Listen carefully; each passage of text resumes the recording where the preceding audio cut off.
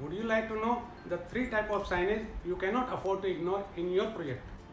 Hi, I am Naresh Jhajaria, Director of Admire Sign and Display, India's oldest signage company.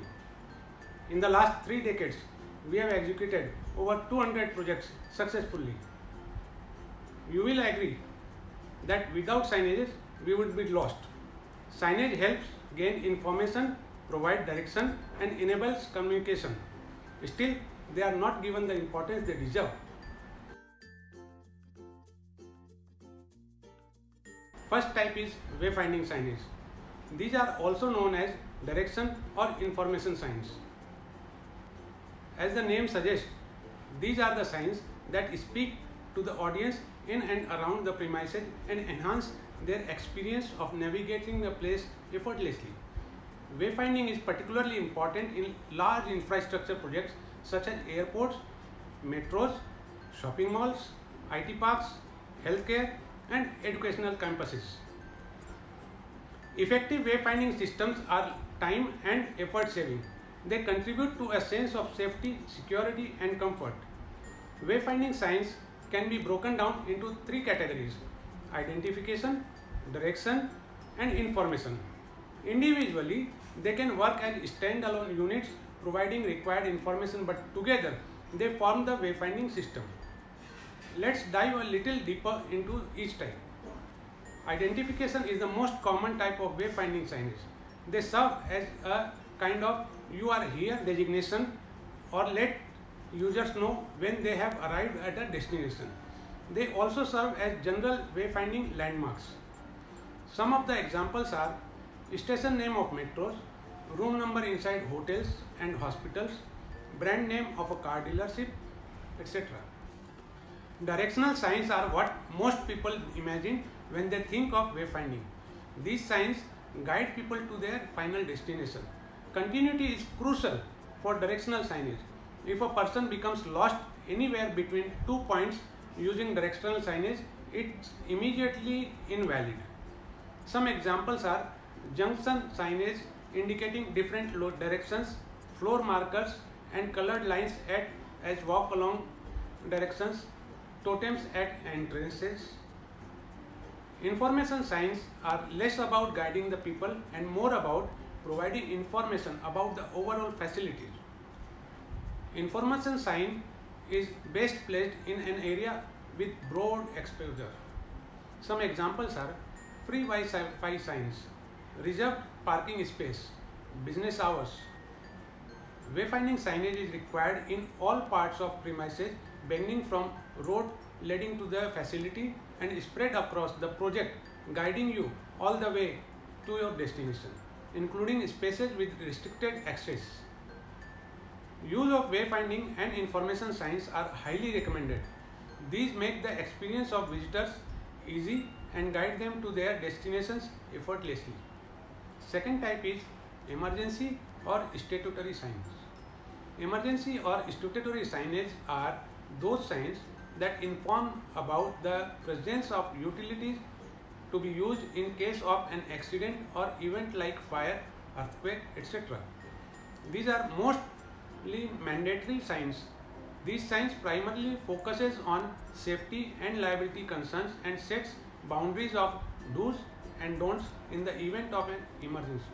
These include emergency exit, stairs, fire hose, assembly area, evacuation route, etc. During situations of panic, these signs communicate clearly the facilities to be used, activities to be performed, or routes to be followed. These signs are also mandatory to get approval from authorities like fire, health department to begin operations. Glow in the dark or photoluminescent signs. In case of fire, for safety reasons, when the electricity connections are disconnected, these signs glow for few hours to allow people to navigate safely in darker environments. These include exit, way to stairs, assembly area, evacuation map, etc. Illuminated signs. Similar to glow in the dark, these signs are illuminated, often with battery backup to continue illuminating even after electric power disconnection. A good example of this is emergency exit signs. Non-illuminated signs. These are utility signs guiding firefighters and emergency personnel to follow in case of an emergency. A few examples of those are fire hose, assembly area, no smoking, etc. Retroreflective signs. These signs are mostly common in pitch dark conditions where there is no illumination available, such as on highways or in streets. When a vehicle's light falls on these signs, they glow brightly and help vehicles navigate safely. These include diversion, speed limit, no overtaking, one way, etc. Highways, streets and roads are major locations where retroreflective signs are used. Third type of signage is advertising signage. Advertising signs are signs used by businesses to communicate with their audience or build a new audience. If it wasn't for advertising signs, we wouldn't be aware of the majority of changes happening around us, be it the launch of a new product, a company going public, or the next big sale. It is all conveyed through advertisements. The most common use of advertising signs by businesses is to convey a message, promote their brand, or make aware of new activities, products, and services. For the media and space owner, the purpose is to utilize the otherwise dead space to build advertising media and generate revenues. There are several types and categories of advertising signs. The most visible among conventional signs is hoardings or billboards. The most common size seen in India is 40 feet wide and 20 feet high. These are front lit with the help of halogen lights. Another common type is point of sale signs. That is signs placed inside stores to attract customers towards a particular brand or product. These are normally static and non-lit. The upcoming modern advertising media are airports, metro rail and shopping malls. These vary largely in terms of size, illumination and graphics. Sizes can vary from a small 2 square feet to near a ticket counter to a very large sign of over 200 square feet mounted on walls or suspended from the ceilings. Illumination in most of these signs is internal using LED strips, but in rural areas or to save cost, some places still use tube lights.